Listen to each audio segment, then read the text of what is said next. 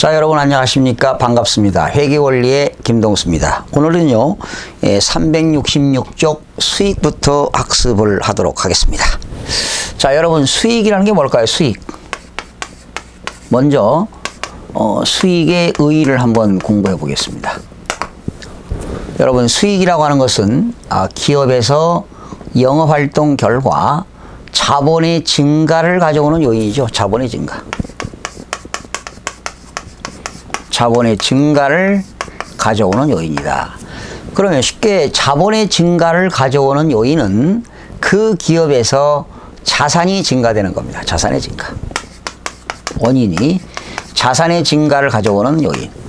또는 자산이 여러분 증가되면 좋은 거 아니겠습니까? 또 부채가 감소되는 것도 좋습니다. 부채의 감소. 자산이 증가되거나 부채가 감소되는 요인도 하나의 수익이라고 볼 수가 있습니다. 다시 한번 말씀드리면 기업에서 영업활동 결과 자본의 증가를 가져오는 요인이다. 즉 자본의 증가를 가져오는 요인은 자산을 증가시키거나 부채를 감소시키는 것이다. 이런 것들이 수익의 의의라고 볼 수가 있고요.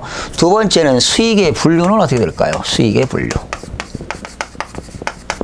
그리고 세 번째는 수익의 인식과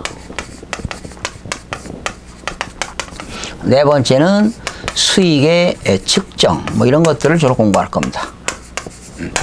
자, 이 시간에 공부할 내용은 수익의 의의 그리고 수익의 분류, 수익의 어느 때 인식하느냐, 수익의 인식은 언제 인식하느냐 이런 거고요. 수익의 측정은 얼마만큼을 수익으로 볼 거냐, 얼마를 얘기하는 겁니다. 얼마. 이때 수익의 분류는 크게 두 가지로 분류할 수 있습니다. 영업상의 수익과 기타 수익입니다.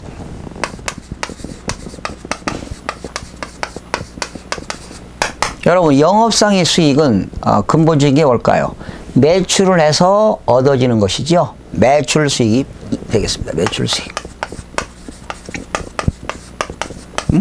매출은 상품을 매출하거나 제품을 매출하게 되면 수익이 발생되는 겁니다. 이것이 영업상의 수익이 되겠고요. 나머지는 다 뭡니까? 기타 수익이 되겠습니다. 기타 수익. 우리가 돈을 빌려주고 이자를 받으면 이자 수익. 또 주식회사에다 주식을 투자해서 배당금을 현금으로 받았다. 배당금 수익. 또 집세를 받았다. 뭐가 될까요? 임대료가 되겠죠. 임대료. 또 자산을 타인으로부터 무상으로 기증받았다. 자산 수중이익. 타인한테 갚아야 할 채무를 면제받아 가지고 생기는 이익. 채무 면제 이익.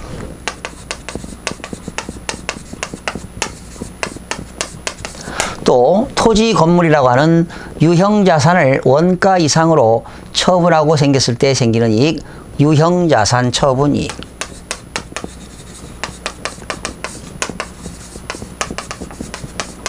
그래서 끝에 이익자 들어가는 거 있죠. 보험 차익도 있어요. 보험회사에다가 화재가 발생했는데 보험금을 청구해서 청구한 금액보다 더 많이 받았다. 보험 차익 있죠. 보험 차익. 이런 것들이 다 기타 수익인데요. 기타 수익인데 이때 중요한 게 하나 있어요. 자기 주식 처분 이익. 끝에 이익자 들어가는 거 무슨 이익? 자비익도 되겠죠.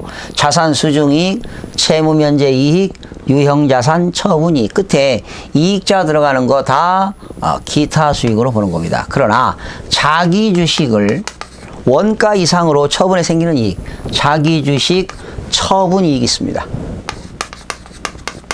이건 수익이 아니라는 것이죠. 자기 주식 처분 이익은 수익이 아니라 자본이라는 것 기억하시기 바랍니다. 자기 주식 처분 이익은 수익이 아니라 자본이라는 것을 기억하시면 되겠습니다. 그래서 이제 이런 거 수익이 분류가 되겠고요. 수익의 인식은 언제 수익으로 볼 거냐라는 거죠. 언제 수익으로 볼 거냐. 자, 여러분 한번 볼까요? 만약에 이게 2000X1년 이건 X2년이라고 봅시다. 그런데 X1년도에 말이죠, 제가 상품을 외상으로 매출했습니다. 상품을 외상으로 매출했다.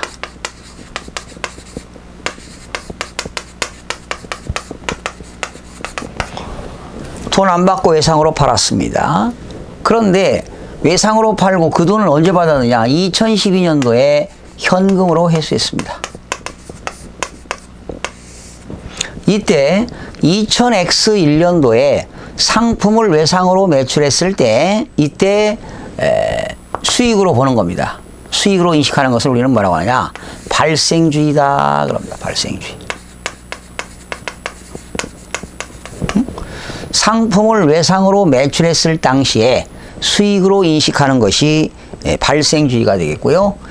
그런데 이때 외상으로 매출한 그 외상 매출 대금이 2000X2년도에 현금으로 회수했습니다. 이때 X2년도에 현금으로 회수한 것만큼을 수익으로 보는 걸 뭐라고 하느냐? 실현주의다 이런 말씀입니다. 실현주의. 발생주의와 실현주의가 되겠습니다. 그러면 우리나라의 모든 재무제표는 발생주의에 의해서 작성합니다. 여러분 재무제표는 뭐가 있나요?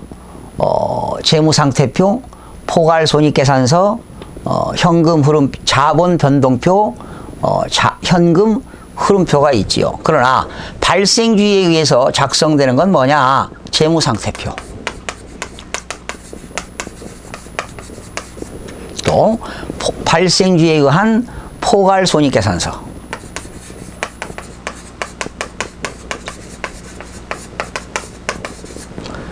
그리고 자금 변동표.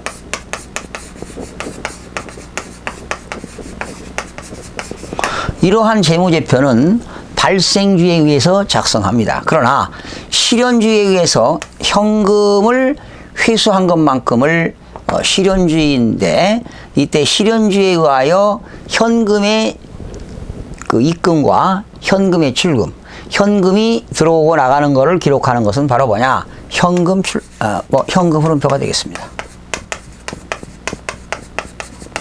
그러면 재무제표 중에서 재무상태표와 포괄손익계산서와 자본변동표는 발생주의에 의해서 작성하고요.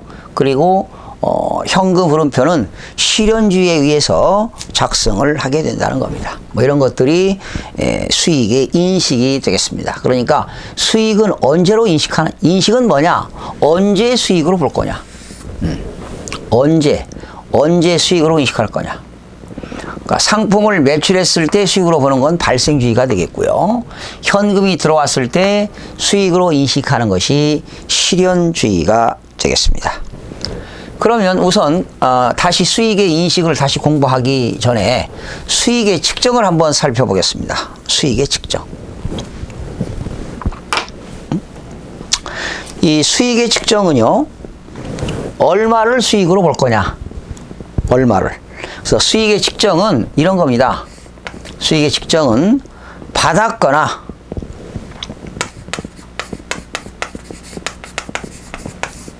무엇을 받았거나 받을 대가의 공정가치입니다.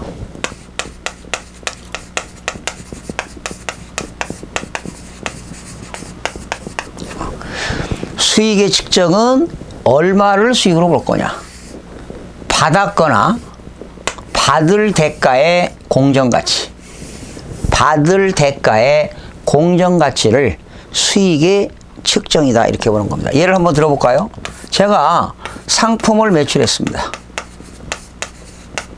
10만 원을 매출하고 대금은 현금을 받았습니다.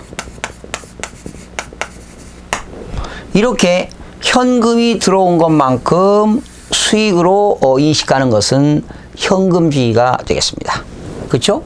그러면 수익의 측정은 얼마를 수익으로 볼 거냐? 받았거나 이렇게 상품을 매출하고 10만 원을 받았다. 받은 것만큼 수익의 측정, 수익으로 보는 거죠.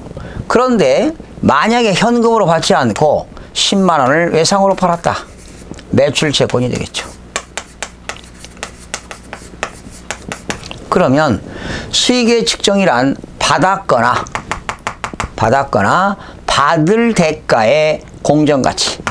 받을 대가는 얼마입니까? 10만 원. 받았거나 받을 대가의 공정가치를 수익의 측정이다. 이런 말을 쓰게 되는 겁니다. 자, 그러면 수익과 비용은 원칙이 뭐냐? 수익과 비용은 발생주의죠. 그죠? 수익과 비용은 언제 수익이 실현되고 언제 비용이로 인식하느냐. 이거는 발생주의입니다.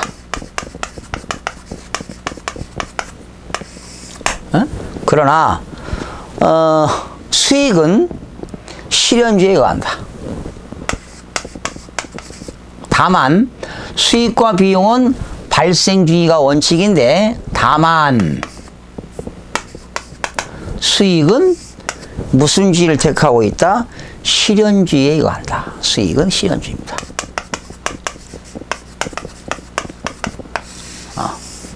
수익과 비용은 발생주의가 원칙이지만 그러나 수익은 실현주의에 의한다. 자, 여러분 제가 한번 보세요. 제가 아파트를 하나 샀습니다. 1억 주고 샀어요. 그런데 아파트 가격이 상승돼 가지고 1억 2천만 원까지 올라갔죠.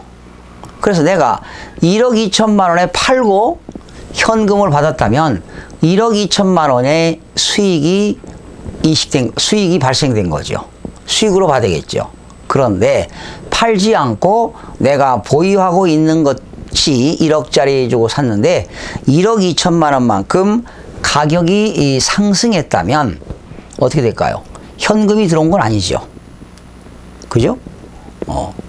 현금이 들어와야 수입이 되어야 수익으로 인식한다 이런 얘기죠. 그러나 그냥 가지고 있는 것만큼은 수익으로 인식될 수가 없다라는 것입니다. 그러니까 결과적으로 수익은 비용보다 늦게 발생하는 것이다.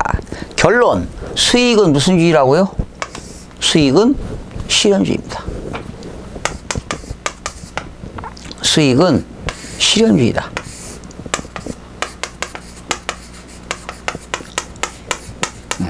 아파트를 1억 주고 사가지고 1억 2천만 원의 가격이 상승했지만 아파트를 처분해서 돈을 받아야만이 수익이 실현된 겁니다. 그러나 비용은 뭐냐? 비용은 뭡니까? 발생주의입니다. 그러니까 원칙, 수익과 비용은 발생주의가 원칙이지만 수익은 실현주의다라는 거죠. 바로 실현주의라는 게 뭘까요? 현금이 수입되거나, 그죠? 또 회수가 보장되어야 한다는 거죠.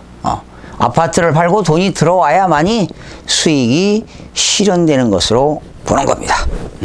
자, 그러면 다시 수익의 인식은 언제로 볼 거냐 하는 거고요. 수익의 측정은 얼마를 수익으로 볼 것이냐, 이런 것들이 수익의 인식과 측정이 되겠습니다. 수익의 인식과 측정이 되겠는데요. 자, 그러면 수익의 인식부터 다시 한번 살펴보도록 하겠습니다. 수익의 인식.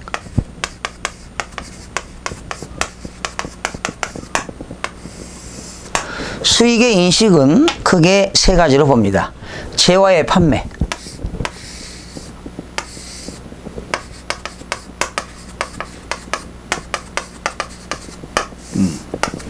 이러한 물건, 재화라는 것은 화폐 가치가 있는 거죠. 이런 재화의 판매는 바로 뭐냐? 판매 기준입니다. 인도 기준이죠. 판매할 때 수익이 실현된 것으로 본다. 즉 판매하게 되면 그 물건이 누구에게 이전됩니까? 구매자에게 이전되겠죠. 구매자에게 이전될 때 수익으로 보는 겁니다. 재화의 판매. 또 용역의 제공은 뭐가 될까요? 용역의 제공. 서비스를 제공하는 거죠. 서비스를 제공한다. 이러한 용역의 제공의 수익의 인식은 서비스 진행 정도로가 될 겁니다.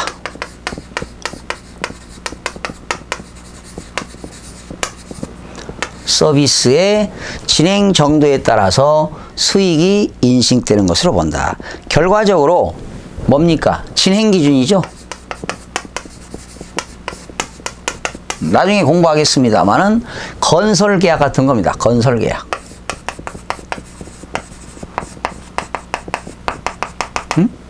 도급 계약을 맺고요.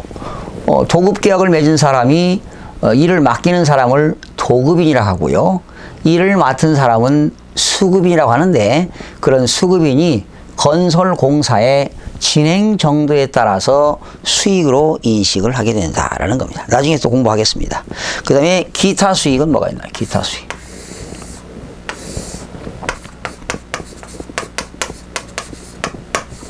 기타 수익. 뭐 이자를 받으면 뭐예요? 이자 수익. 또 배당금 받으면 배당금 수익. 이런 것들이 되겠는데요. 이러한 수익의 인식입니다. 이자 수익, 배당금 수익, 이런 것들이 되겠는데, 그 수익의 인식에는 재화의 판매, 용역의 제공, 그리고 기타 수익이 있다라는 겁니다. 그러면 여러분 우선 교재를 한번 살펴보도록 할까요? 거기 수익의 개념이 나와 있고요. 두 번째, 수익의 인식이 나왔는데, 수익의 인식은 언제로 수익으로 볼 거냐? 언제? 재화를 판매했다면 그 판매하는 날. 용역을 제공했다면 서비스 진행 정도, 진행 기준에 따라서 수익으로 인식한다라는 겁니다. 거기 오른쪽 보니까 367쪽에 수익은 실현주의죠.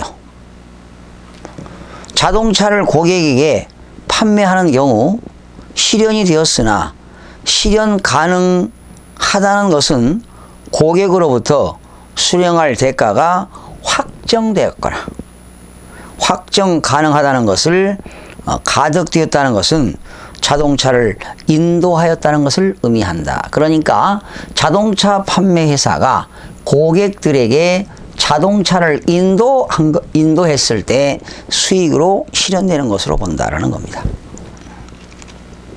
거기 수익 창출 과정을 보니까 기업에서 생산을 하겠죠. 그래서 생산이 진행을 해서 생산이 완료가 되게 되면 고객들에게 제품을 인도하고 대금을 회수하겠죠. 이렇게 제품을 인도할 때 수익으로 보는 것은 실현주의가 발생주의가 되겠고요. 현금을 회수할 때 수익으로 보는 것이 현금주의가 되겠습니다. 그러면 수익 인식 기준은 뭐냐? 진행 기준이 있어요. 진행 정도에 따라서 수익으로 보는 경우가 있고, 또 완성이 됐을 때 수익으로 보는 경우가 있고, 판매할 때 수익으로 보는 발생주의가 되겠고, 현금이 회수될 때 수익으로 보는 현금주의가 있습니다. 거기 3번 다시 나왔네요. 수익의 측정이 나왔는데 얼마를 수익으로 볼 것이냐 하는 거죠. 거기 일반적인 경우 나왔죠. 수익은 받았거나 받을 대가의 공정가치로 측정한다. 거기 셋째 줄 보세요. 수익의 측정은 받았거나 현금으로 받았거나 받을 대가의 공정가치로 측정한다. 그렇죠? 수익의 측정은 받았거나 현금으로 받았거나 받을 대가의 공정가치를 측정하게 된다. 그런 내용이 되겠고, 한번 읽어보시고요. 넘기니까 박스가 나왔죠? 수익의 측정 나왔어요. 원칙, 받았거나 받을 대가의 공정가치를 수익으로 측정하게 되는 겁니다.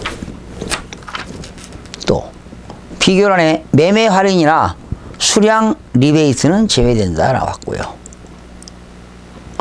제3자를 대신하여 수령하는 금액, 제3자를 대신하여 수령하는 금액은 수익에서 뭐 한다? 제외한다. 대리인으로 수령하는 경우도 수익에서 제외가 되겠습니다. 자, 2절에 보니까 재화의 판매 기준 나왔습니다. 재화는 언제 수익으로 인식하느냐? 물건을 팔았을 때가 되겠습니다. 거기 나왔죠. 판매 기준 나왔죠. 판매 기준은 수익을 판매 시점, 수익을 고객들에게 판매 시점 또는 인도 시점에 인식하는 것을 말한다.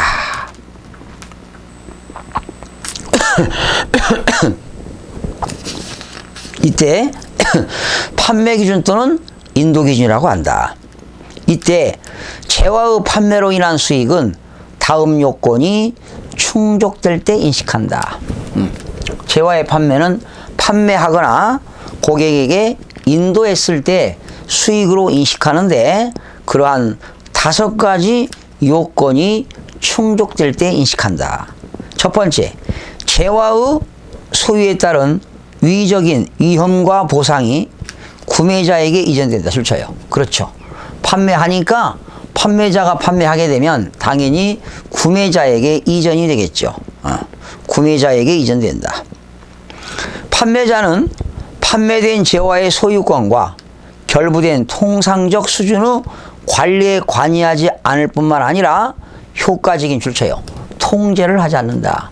판매자가 이미 팔아가지고 구매자한테 소유권이 넘어갔습니다. 그렇기 때문에 통제를 할 수가 없습니다. 세 번째, 수익 금액은 그렇죠. 출처요. 신뢰성 있게 측정할 수 있다. 신뢰성 있게. 네 번째, 거래와 관련된 경제적 효익의 유입 가능성이 높다. 경제적 효익의 유입 가능성이 높다. 경제적 효익의 유입 가능성이 높습니다. 다섯 번째, 거래와 관련하여 발생했거나 발생할 원가를 발생했거나 발생할 원가를 신뢰성 있게 측정할 수 있어야 한다. 뭐 이런 내용들이 판매 기준에 충족될 인식이 되겠습니다. 그 다음에 넘겨오니까 판매 기준에 의한 수익 인식 다시 나왔죠. 여러분, 위탁 판매라는 게 뭘까? 위탁 판매. 위탁 판매는 다른 지방에 있는 상인에게 물건을 팔아달라고 부탁하는 것을 위탁 판매라고 하지요. 이때 부탁하는 사람을 뭐라고 할까요? 위탁자가 되겠죠. 그죠? 위탁 판매. 위탁자가 있고 팔아달라고 부탁하는 사람을 위탁자, 팔아주겠다고 부탁받는 사람을 수탁자가 되겠는데요. 위탁 판매 시는 언제가 될까? 수탁자가 제3자에게 판매할 때. 그죠? 내가 팔아달라고 보낸 상품 수탁자에게 보냈는데 보냈다고 해서 수익이 실현되는 것이 아니라 수탁자가 판매했을 때. 오른쪽 보세요. 수익 인식과 대금 송금인데 수탁자가 제3자에게 재화를 판매한 시점에 수익으로 인식한다. 그러나 수탁자는 뭘 받을까요? 수탁 수수료를 얘는 수탁자는 판매 수수료를 받겠죠. 판매 수수료. 그죠? 그래서 거기 수탁자는 제3자에게 수탁 상품을 판매하는 시점에 수탁 수수료만을 수익으로 인식한다. 이 사람은 판매 수수료만큼을 수익으로 인식한다. 이런 얘기죠. 두 번째, 시용 판매라는 게 나왔습니다. 여러분, 시용 판매라고 하는 것은 거래처에 상품을 보내가지고 거래처가 그 상품을 써보고 마음에 들면 사는 거고 마음에 안 들면 사지 않겠다는 거지요. 그러니까 마음에 들면 사겠다는 의사표시를 하게 되는 겁니다. 그러니까 고객이 거기 나왔죠. 셋째 줄. 시용 판매는 매입 의사를 표시할 때, 시용 판매는 고객이 매입 의사를 표시하는 시점에 수익으로 인식하게 된다. 여러분, 활부 판매는 어떻게 될까요? 활부는 물건을 팔고 물건 대금을 여러 번에 걸쳐서 회수하는 조건으로 판매하는 것이 활부 판매가 되겠는데요. 거기 나왔죠. 활부 판매는 재화를 고객에게 판매하고 판매 대금은 일정 기간에 걸쳐 회수하는 형태의 판매를 말한다. 즉 판매 시점에 수익으로 인식한다라는 겁니다. 판매 시점에 수익으로 인식한다. 그 다음에 넘기면 설치 및 검사 조건부 판매가 나오고요. 제한적인 반품권 부여되는 판매. 6번째, 이것도 시험에 2번이가 나왔는데요. 출판물 및 이와 유사한 품목의 구독. 그리고 7번 상품권 판매 이런 것들이 나와 있는데 이런 것들은 다음 시간에 계속해서 학습하는 시간을 갖도록 하겠습니다. 여러분 35강 시간에 여러분 찾아뵙겠습니다. 수고하셨습니다.